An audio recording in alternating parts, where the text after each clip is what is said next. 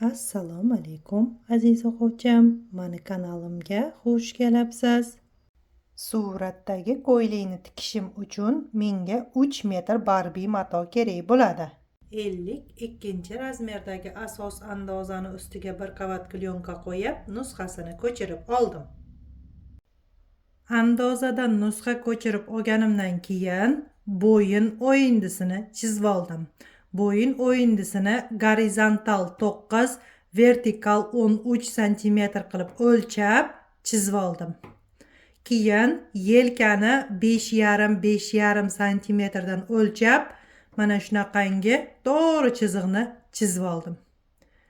Mana bu o'rta buklov chizig'idan mana bu nuqtagacha 9,5 cm.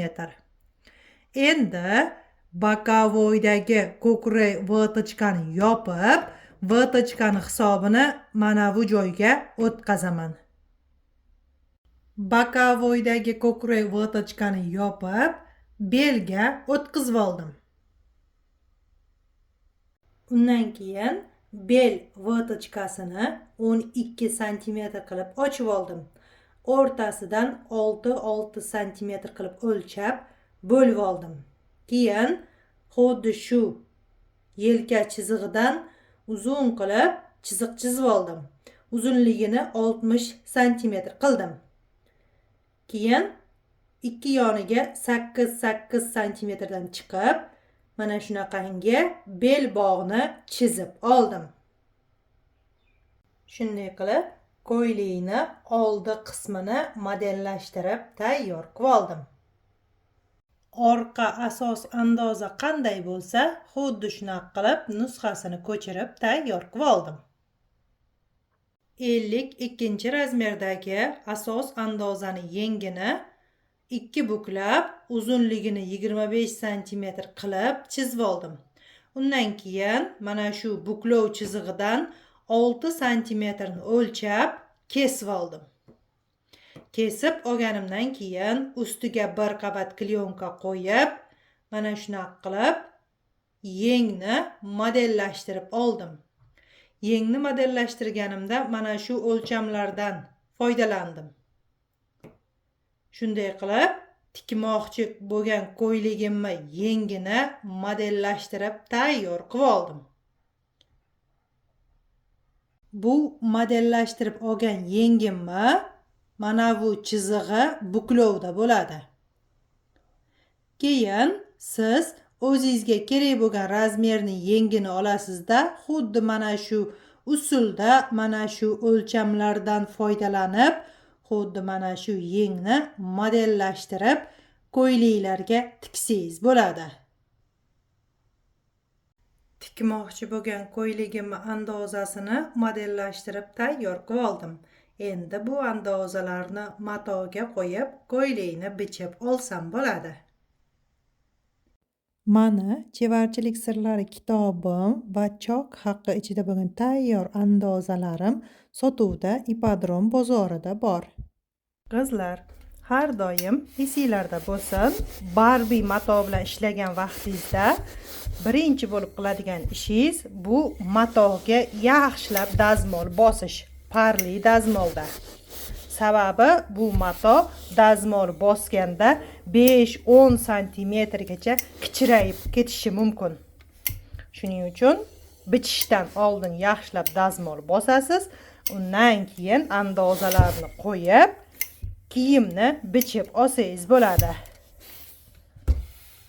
Barbie matoga dazmol bosib olganimdan keyin chetidagi kromkasiga qarab o'ng va teskari tomonini topib olaman. Matoni ikkita tomoni bir xil ko'rinadi. Uni faqatgina mana shu kromkasiga qarab ajratish mumkin. O'ng va teskari tomonini. Mana qaranglar. Mana bu teshikchalar chiqqan tomoni teskari, teshikchalar kirgan tomoni o'ngi bo'ladi. Men bu bahramaga qarasangiz ham bo'ladi mana. Bahramalar chiroyli bo'lib turibdi. O'ngi, bu teskari tomoni. Mana shu bahrama va teshikka qarab o'ng teskari tomonni aniqlab olasiz. Undan keyin teskari tomoniga mana shunaqa qilib x qilib chizib chiqaman. Agar mana shunaqa qilib belgilab chiqmasam, andozalarni bichib olganimdan keyin o'ng va chap, ya'ni ustki qismi va teskari tomonni ajrata olmay qolaman. Shunaqa bo'lmasligi uchun boshidan mana shunaqa qilib belgilab chiqaman. Shunda ishim puxta va aniq bo'ladi. Mana. Endi teskari tomonni belgilab olganimdan keyin chetidagi kromkani 3 santimetr qilib kesib olib tashlayman. Qizlar qaranglar, mana bu chiziqdan, teshikdan kessangiz, baribir ham mato cheti tortilib qoladi-da. Shunaqa bo'lmasligi uchun 3 santimetr qilib kesib olib tashlasangiz, baribir mato o'zi mana shu tortilib qolgan joylari yoyiladi. Mana shu narsaga ahamiyat beringlar qizlar. Hozir men sizlarga har qanday chevar aytavermaydigan melchovka, lekin juda muhim bo'lgan narsalarni aytib o'tdim. Matoni kromkasini kesib oldim. Yarim quyosh etegini bichish uchun 3 metr matoni o'rtasidan 2 bukladim. Undan keyin ikkita yonini bir-biriga simmetrishni qilib, mana shunaqa burchagini chiqazib oldim. Endi mana shu burchakdan yarim quyosh etegini radiusini o'lchab olaman.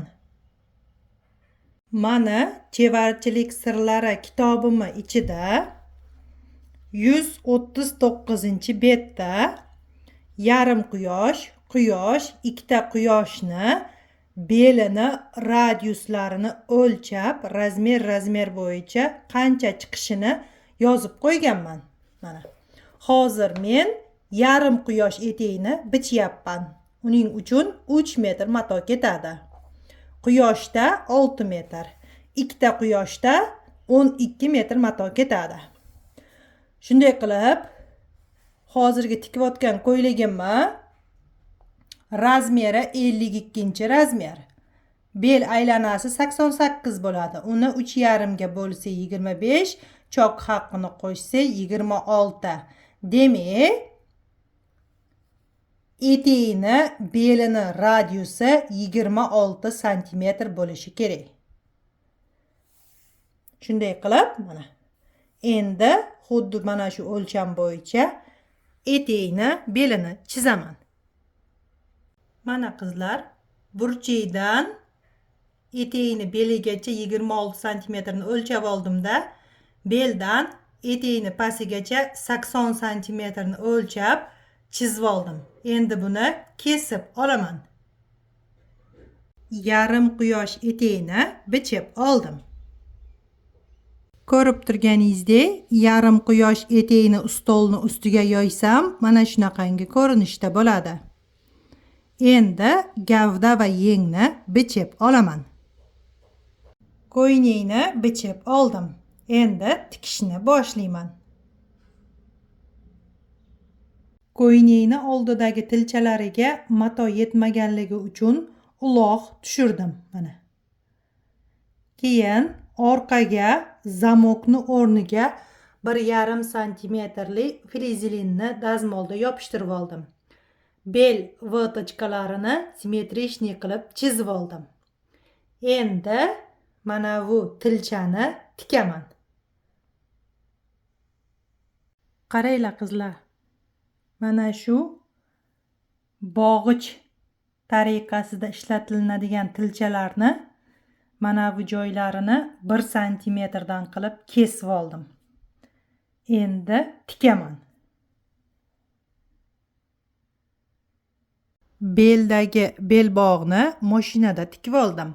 Undan keyin o'ng tomoniga ag'darib, qo'l chokida tikib chiqdim. Mana.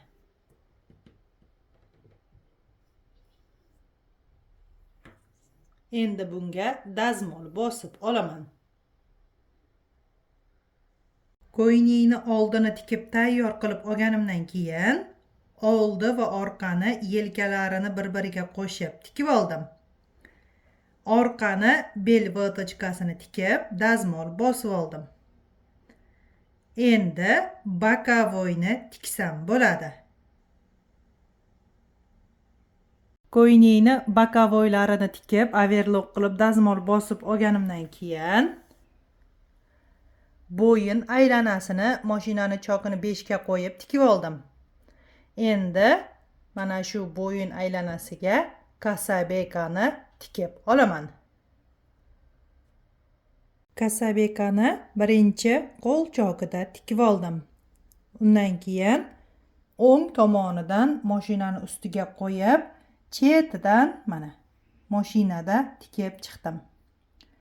Mashinada tikkan vaqtimda har 2 santimetrda lapkani ko'tarib tikaman. Shunda kasabeka aylanib ketmaydi. Ko'ylakni gavdasini tikib tayyor qilib olganimdan keyin etekni gavdaga qo'l chokida tikib olaman. Qaranglar qizlar, har doim esinglarda bo'lsin. Yarim quyosh etekli ko'ylak tikkan vaqtingizda etekni mashinani chokini 5 ga qo'yib aylantirib tikib olasiz. Undan keyin uni zborkaga yig'ib olasizda, undan keyin gavdani beliga qo'l chokida etek tomonidan tikib chiqasiz. Etek tomonidan tikkan vaqtingizda o'rtasidan bulavka qadaysizda, o'ng va chap tomonga qaratib tikib chiqasiz. Обязательно qo'l chokida tikishingiz kerak qizlar. Agar qo'l chokida tikmasangiz, ikki xil bo'lib qoladi. Keyin mana bu bog'ichi tekkan joy bor-ku, bog'ichi tikilgan joy mana. Shu joyini mana shunaqa qilib mana bir-biriga o'tkazib tikib oldim. Mana. Ko'rdinglar? Mana. Keyin mashinada mana bu gavda tomonidan tikdim. Etek tomonidan emas qizlar. Agar etek tomonidan tikadigan bo'lsangiz, mana bu joylari zborkaga yig'ilib qoladi. Etek tomonni pastiga, gavda tomonni ustiga qo'yib tiksangiz, etek bir xil va chokingiz toza bo'lib chiqadi. Endi buni overlock qilaman. Ko'ylakni belbog'i o'ng tomonidan mana shunaqa ko'rinishda bo'ladi. Mana 1 santimetr kesib olib tikuvdim-ku, shu joyi chokka ketadi-da, mana shunaqa bo'ladi mana. Mana. Ko'rdinglar?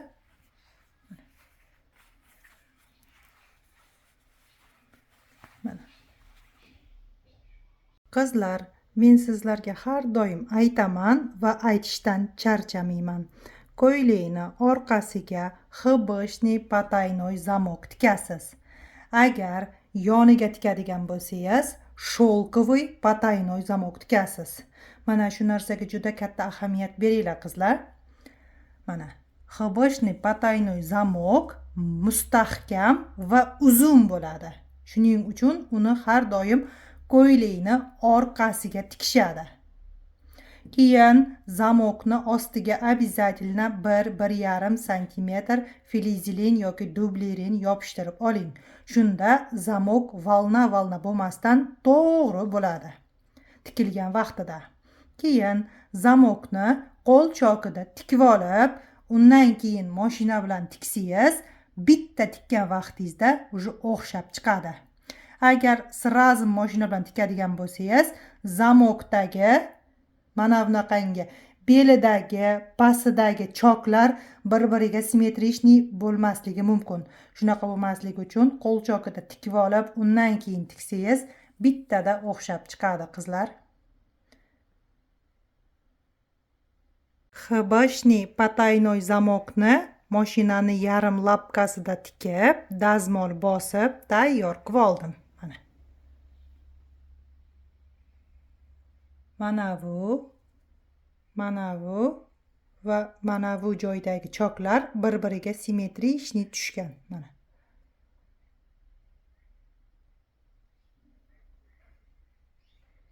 Ko'rib turganingizdek, ko'ylakni gavdasini tikib tayyor qilib oldim. Endi yengini tikaman. Ko'ylakni yengini mana shu modellashtirib olgan yengimni andozasidan bichib, primerkada mijozga kiyg'azib ko'rsatdim.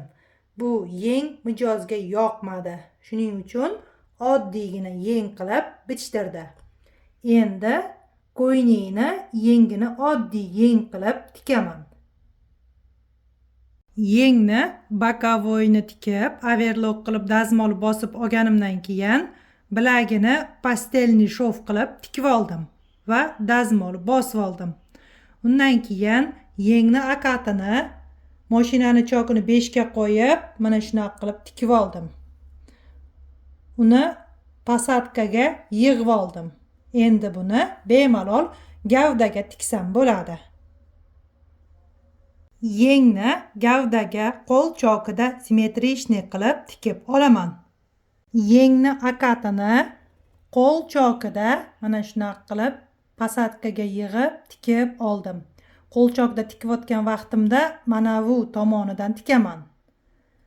Keyin xuddi shu qo'l chokida tikkan chokimni ustidan mashinada tikib oldim. Agar mana shu chokni ustidan tikmasam, chokim qiyshiq bo'lib qoladi. Shuning uchun обязательно qo'l chokida tikilgan chokni ustidan tikishingiz kerak. Endi buni overlock qilaman. Yenglar o'ng tomonidan mana shunaqangi ko'rinishda bo'ladi.